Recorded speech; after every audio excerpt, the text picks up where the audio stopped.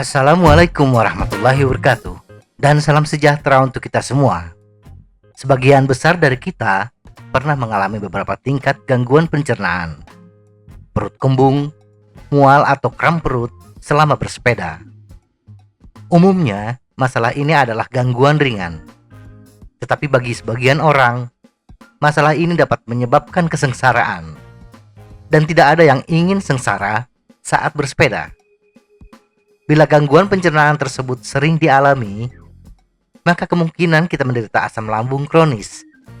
Ada dua kondisi umum yang dirasakan orang berkaitan dengan permasalahan asam lambung. Pertama, menderita asam lambung kronis yang dikenal sebagai GERD, Gastroesophageal Reflux Disease. Dan yang kedua, menderita MAH, atau dalam bahasa medisnya disebut dispepsia.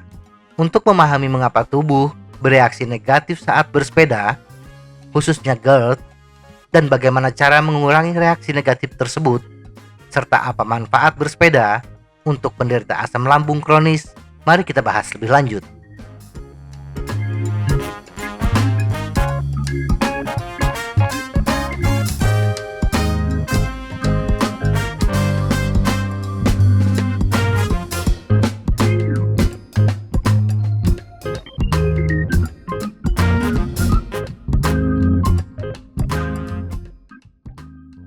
GERD, asam lambung kronis.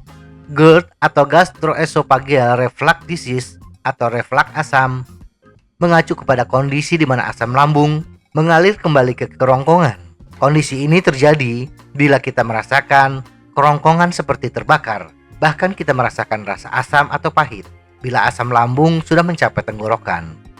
Di antara kerongkongan dan lambung terdapat pintu lambung yang berbentuk sebuah cincin otot yang disebut sphincter esophagus.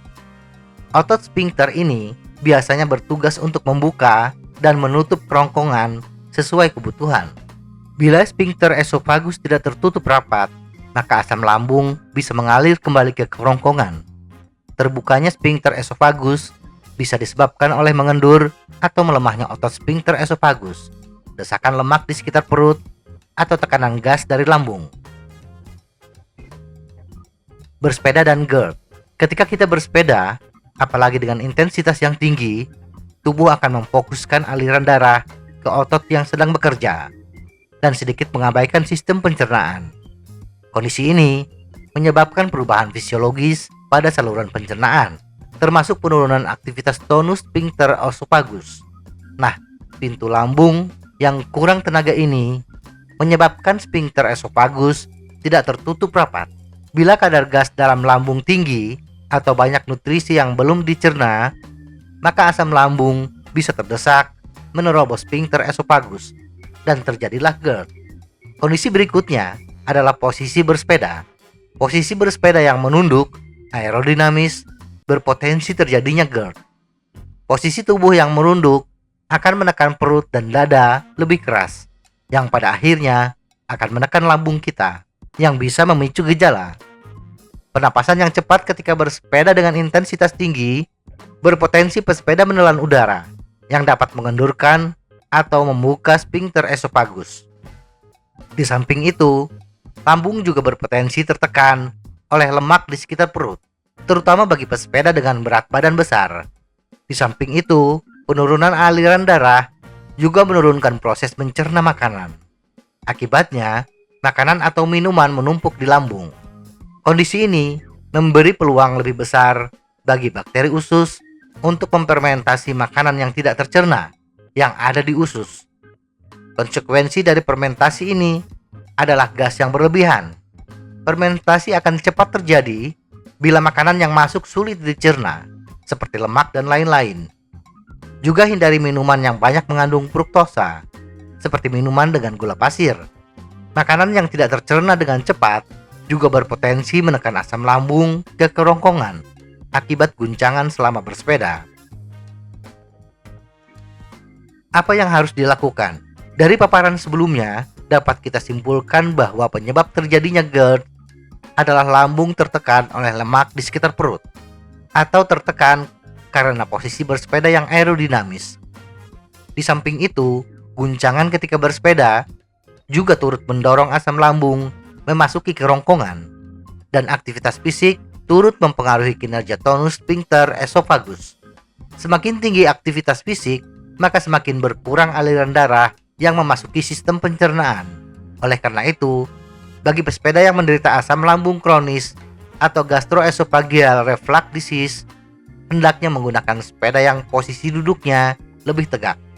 Sepeda yang menggunakan rope bar kurang ideal bagi penderita asam lambung kronis dan hendaknya bersepeda dengan intensitas sedang, sehingga sistem pencernaan tidak terlalu kehilangan aliran darah. Di samping itu, bersepeda dengan intensitas rendah hingga sedang adalah cara terbaik untuk membakar lemak, sehingga bisa menurunkan berat badan secara bertahap dengan diimbangi oleh pola makan yang sehat. Bersepeda dengan intensitas sedang artinya bersepeda dengan kecepatan antara 15 hingga 20 km per jam dan dilakukan di jalan yang datar. Semakin datar semakin baik, karena akan mengurangi guncangan sepeda yang bisa memicu GERD.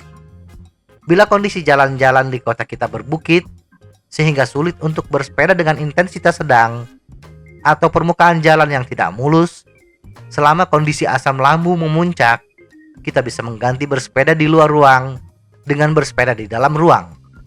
Bersepeda dengan metode puasa sangat baik untuk pesepeda dengan masalah asam lambung kronis. Hindari mengkonsumsi makanan berat yang sulit dicerna 3 jam sebelum bersepeda. Ketika bersepeda, pastikan tubuh selalu terhidrasi dengan baik, khususnya minuman olahraga, agar pH lambung terjaga dengan baik. Semoga informasi ini bermanfaat.